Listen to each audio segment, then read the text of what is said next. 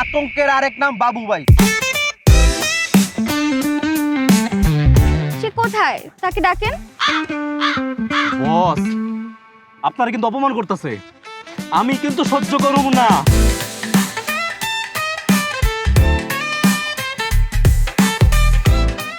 আপনার বস কোথায়? উনি এতক্ষণ কোথায় গিয়ে বসে আছে? ওনাকে ডাকেন। ভাই এই মেয়ে কি নর্মাল ভাবে কথা বলতে পারে না? কি মেয়ে বিয়ে করছেন মিয়া? আর আমরা এখনো বিয়ে করি নাই।